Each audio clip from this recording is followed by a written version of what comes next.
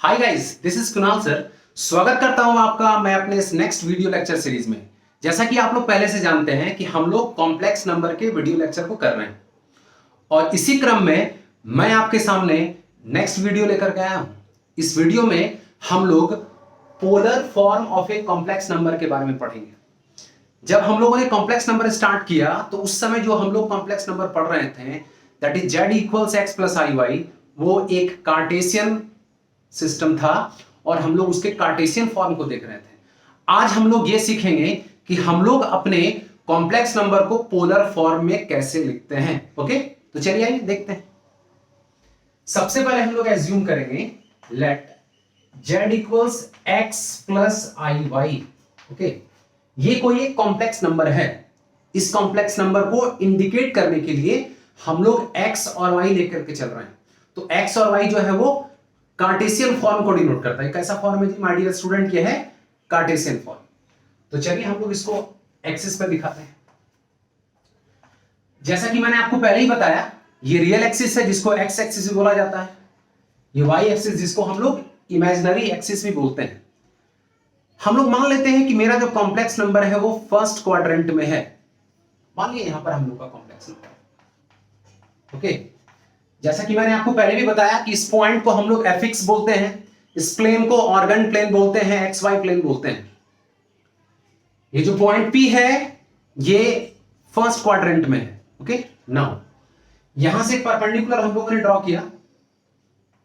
Okay, perpendicular को draw करने के बाद क्या है कि ये जो लेंथ है, इस लेंथ को x बोलेंगे, इस लेंथ को y बोलेंगे। माय डियर स्टूडेंट, आप लोग समझ रहे हो ना? इस पॉइंट को हम लोग n एज्यूम कर लेते हैं। ये ओरिजिन है, इसको o एज्यूम कर लेते हैं। सही है, o को p से ज्वाइन कर लो।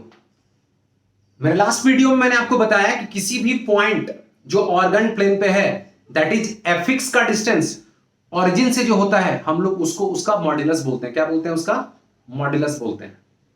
ओके, तो ये था पूरा स्ट्रक्चर। एक्स वाई मैंने यहां दिखाया। मैंने बताया कि एक्स क्या है, वाई क्या है, मॉड्यूलस मैंने बताया। पोलर फॉर्म जो होता है वो आर और थीटा का रिलेशन होता है। जैसे कार्टेशियन फॉर्म एक्स और वाई का रिलेशन है, पोलर फॉर्म आर और थीटा का रिलेशन है। ओके, अब आप यहां पर ये जानना पसंद करेंगे कि आर क्या है और थीटा क्या है। ओके, तो मैं यहां पर आपको आर बता रहा हूं आर क्या है। जैसा कि मैंने आपको पहले बताया कि modulus of a complex number जो है वो पॉइंट पी का ऑरिजिन से डिस्टेंस है। इसी मॉड्यूलस को हम लोग यहां पर आर भी बोलते हैं। क्या बोलते हैं हम लोग इसको? यहां पर आर भी बोलते हैं। ओके, यही मॉड जेड है। ओके, और थीटा, थीटा एक ऐसा एंगल है जो इस पॉइंट का एक्स एक्सिस के साथ ये आर जो लाइन है वो जो एंगल फॉर्म कर रहा है इन एंटी क्लॉकवाइज डायरेक्शन। ओके, इस लाइन का एक्स एक्सिस के साथ जो एंगल फॉर्म कर रहा है एंटी क्लॉकवाइज डायरेक्शन में, वही थीटा है। तो इसी आर और थीटा के टर्म में अगर हम लोग अपने इस कॉम्प्लेक्स नंबर को लिख पाए तो ये उसका पोलर फॉर्म हो जाएगा। सही ना? तो चलिए आइए हम लोग कन्वर्ट करते हैं इसको पोलर फॉर्म में। Okay, now in right triangle PMO, इस PMO में हम लोग क्या लिख सकते हैं? ट्रिगोनोमेट्री की हेल्प से अगर हम लोग cos थीटा लेते हैं तो cos थीटा की वैल्यू क्या होती है? Base by hypotenuse. बेस क्या है? OM। तो OM बाय क्या लिख सकते हैं? OP लिख सकते हैं। तो OM की वैल्यू क्या है? OM को हम लोग स्मॉल x बोलेंगे और OP को क्या बोलेंगे? OP को बोलेंगे R। सही, तो x की वैल्यू हो गई R cos थीटा। x क्या हो गया? R cos theta. चलिए सेम ट्राइंगल में साइन ले लेते हैं। तो साइन क्या होता है? परपेंडिकुलर बाय, परपेंडिकुलर क्या है? PM बाय हाइपोटेनस, वो क्या है? OP है। तो PM को हम लोग लिखेंगे यहां पे y और ये हो गया R, that is y equals R sign theta. तो हम लोग यहां क्या देख पा रहे हैं कि हम लोग यहां से x फाइंड कर लिए, हम लोग यहां से y फाइंड कर लिए। इस x और y के वैल्यू को हम लोग यहां यूज करेंगे और जैसे ही हम लोग इसको यहां यूज करेंगे ये x और y r और थीटा के टर्म में कन्वर्ट हो जाएगा। इसके टर्म में कन्वर्ट हो जाएगा जी, r और थीटा के टर्म में कन्वर्ट हो जाएगा। तो x को लिखेंगे r cos थीटा और y को लिखना है r sin थीटा। यहां से आप r कॉमन ले लो ये बना cos theta plus i sine theta. ये क्या बना? cos theta plus i sine theta. इसी को क्या बोलते हैं? Called polar form of the, बोलिए, कॉम्प्लेक्स नंबर। इसी को हम लोग अपने कॉम्प्लेक्स नंबर का पोलर फॉर्म बोलते हैं। माय डियर स्टूडेंट, इस फॉर्म को समझने के लिए हम लोगों को सबसे पहले यह समझना है कि ये x और y को हम लोग r और थीटा में कैसे कन्वर्ट कर पाएंगे। तो इस राइट ट्रायंगल के हेल्प से हम लोग इसको r और थीटा में कन्वर्ट किए। इस फॉर्म को हम लोग ट्रिग्नोमेट्रिक भी फॉर्म भी बोलते हैं माय डियर स्टूडेंट। क्या बोलते हैं? ट्रिग्नोमेट्रिक फॉर्म, क्योंकि यहां पर हम लोग x और y के प्लेस में r और थीटा के साथ साथ साइन कॉस को भी देख पा रहे हैं, इसलिए इसको हम लोग ट्रिग्नोमेट्रिक फॉर्म भी बोलते हैं। चलिए आइए आगे देखते हैं। यहां पे r को क्या बोला जाता है? r को बोला जाता है मॉड्यूलस ऑफ द क्या? Complex number. हम लोग इसको क्या बोलते हैं? r को बोलते हैं मॉड्यूलस। r को क्या बोलते हैं? Modulus of the complex number. और थीटा को क्या बोलते हैं माय डियर स्टूडेंट? इसको बोलते हैं आर्गुमेंट। क्या बोलते हैं? Argument of the complex number. इसको हम लोग बोलते हैं कॉम्प्लेक्स नंबर का आर्गुमेंट बोलते हैं। r मॉड्यूलस, थीटा आर्गुमेंट होता है। तो चलिए, ये r और थीटा के हेल्प से हम लोग इसको कन्वर्ट करना सीख गए। अब हम लोग यहां पर पता करेंगे कि r की वैल्यू क्या हो सकती है और थीटा क्या हो सकता है। चलिए वन बाय वन हम लोग देखते हैं कि r क्या हो सकता है और थीटा क्या हो सकता है। इसके लिए आप इसको इक्वेशन 1 बोल दो, इसको इक्वेशन 2 बोल दो। ओके, ये इक्वेशन 1 हो गया और ये इक्वेशन 2 हो गया। अब हम लोग इसको कैसे प्रोसीड करेंगे, आइए समझते हैं। अब करना क्या है कि इक्वेशन 1 और 2 को स्क्वायर करके ऐड कर दो। इक्वेशन 1 और 2 को स्क्वायर करके ऐड कर दो। तो ये क्या बन गया? ये बन गया r square cos square theta plus r square sine square theta equals x square plus y square. Okay, यहां से आप ले लो आर स्क्वायर कॉमन, तो हम लोग के पास बनेगा sine square theta cos square theta as a factor. So x square plus y square equality के बाद cos square theta plus sine square theta की value 1, so r square equals x square plus y square. Now r equals under root x square plus y square. तो my dear student, आप लोग r के formula को learn कर लीजिए कि जब भी कभी हम लोग कॉम्प्लेक्स नंबर के r को फाइंड करेंगे, दैट इज उसकी वैल्यू हो जाएगी under root x square plus y square, x square plus y square. Okay, ये हो गया मॉड्यूलस। ये मैंने अपने पिछले वीडियो में भी आपको बताया है कि मॉड्यूलस कैसे फाइंड करते हैं। अब थीटा कैसे फाइंड करेंगे, इसके लिए क्या करेंगे? थीटा के लिए क्या करेंगे? थीटा के लिए हम लोग करेंगे 2/1 इंप्लाइज दैट, मतलब इक्वेशन 2 को इक्वेशन 1 से डिवाइड कर देना है। इक्वेशन 2 को इक्वेशन 1 से डिवाइड कर देना, that is r sin theta by r cos theta equals y by x। बहुत ध्यान से देखिए, r sin theta by r cos theta equals y by x। ठीक है ना जी? तो यहां r और r कैंसिल, ये बना tan theta equals y by x। तो यहां से हम लोग थीटा के वैल्यू को आसानी से निकाल सकते हैं। लेकिन कॉम्प्लेक्स नंबर जरूरी नहीं है कि हर बार फर्स्ट क्वाड्रेंट में हो, तो कॉम्प्लेक्स नंबर हर बार अलग अलग क्वाड्रेंट में हो सकता है। कैसे? थोड़ा ध्यान से देखते हैं। अगर मेरा कॉम्प्लेक्स नंबर फर्स्ट क्वाड्रेंट में, दैट इज यहां पर है मान लिया हम लोगों ने, तो ये जो लेंथ है ये r हो जाएगा और ये लेंथ क्या हो जाएगा? थीटा हो जाएगा। ये तो फर्स्ट क्वाड्रेंट में है, ठीक है ना? मान लो कॉम्प्लेक्स नंबर हम लोगों का यहां हो गया, यहां हो गया, ये हो गया, तो ये r हो गया और ये थीटा हो गया। तो tan जो है हर एक क्वाड्रेंट में पॉजिटिव नहीं होता है, tan हर एक क्वाड्रेंट में पॉजिटिव नहीं होता है, इसलिए हम लोग tan के ऐसे वैल्यू को फाइंड करेंगे जहां पर वो हमेशा पॉजिटिव वैल्यू दे। इसलिए एक नया एंगल अल्फा हम लोग यहां पे इंट्रोड्यूस करते हैं। एक नया एंगल अल्फा हम लोग यहां पर इंट्रोड्यूस करेंगे, तो आप समझिए ध्यान से उस नए एंगल अल्फा को हम लोग कैसे इंट्रोड्यूस करेंगे। tan अल्फा बोल के हम लोग ऐसा लिखेंगे modulus of y by x। Modulus यहां पर क्या कर रहा है कि इसके वैल्यू को पॉजिटिव बना दे रहा है। मॉड्यूलस क्या कर रहा है? इसके वैल्यू को पॉजिटिव बना दे रहा था, ये पॉजिटिव बन गया।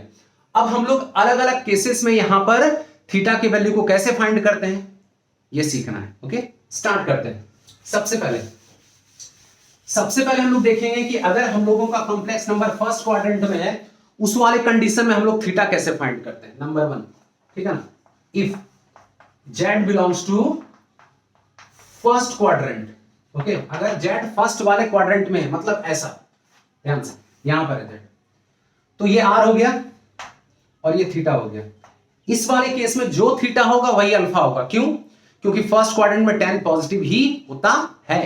तो जो थीटा वही अल्फा, इसलिए थीटा इक्वल्स अल्फा। मतलब आप सबसे पहले अल्फा फाइंड कर लो, अल्फा फाइंड करने के बाद आप क्या करेंगे, उसको थीटा में कन्वर्ट करेंगे, और थीटा में कैसे कन्वर्ट करेंगे, थीटा इक्वल्स अल्फा लिख के कन्वर्ट करेंगे। माय डियर स्टूडेंट, थीटा को कैसे कन्वर्ट करेंगे, थीटा इक्वल्स अल्फा लिख के कन्वर्ट करेंगे। सेकंड, अगर मेरा कॉम्प्लेक्स नंबर सेकंड क्वाड्रेंट में, कहां पर है, सेकंड क्वाड्रेंट में, तो सेकंड क्वाड्रेंट का मतलब क्या, कुछ ऐसा यहां पर है, तो ये तो आर हो गया, इस बार थीटा ये हो गया, ध्यान से देखना है माय डियर स्टूडेंट, थीटा इस बार ये हो गया है। तो ये जो सेकंड क्वाड्रेंट में tan चला आया, इसका मतलब ये क्लियर है कि tan यहां पर क्या होना है, नेगेटिव होना है, इसकी वैल्यू नेगेटिव हो जानी है, इसलिए हम लोग इस बार अल्फा इस छोटे वाले एंगल को एज्यूम करेंगे। ठीक है ना जी। तो इस वाले कंडीशन में अगर आपको थीटा लिखना है तो आप क्या करेंगे, ध्यान से देखना है, ये यहां से लेके यहां तक पूरा एंगल क्या है, यहां से लेके यहां तक ये पूरा एंगल है 180, जिसको हम लोग रेडियन में पाई बोलते हैं। क्या बोलते हैं, रेडियन में पाई बोलते हैं। तो इस पूरे पाई में से अगर हम लोग ये अल्फा माइनस कर देंगे तो क्या हम लोग को ये थीटा नहीं मिल जाएगा, क्या थीटा मिल जाएगा। तो सेकंड क्वाड्रेंट में जब भी कॉम्प्लेक्स नंबर होगा तो थीटा लिखने का formula pi minus alpha. Okay, चलिए अब थर्ड क्वाड्रेंट में चलते हैं। If z belongs to third quadrant, थोड़ा ध्यान से, थर्ड क्वाड्रेंट मीनिंग यहां पर कुछ ऐसा, तो इस बार ये पूरा थीटा हो गया, नहीं पूरा ये थीटा हो गया, पूरा ये थीटा हो गया। लेकिन जब भी कभी हम लोग आर्ग्यूमेंट को लिख के दिखाते हैं, ध्यान रखें ये माइनस पाई और पाई के बीच में होना चाहिए, ये रूल है, ये माइनस पाई और पाई के बीच में होना चाहिए। इसलिए हम लोग क्या करेंगे, इस छोटे वाले पार्ट को हम लोग अल्फा एज्यूम कर लेंगे।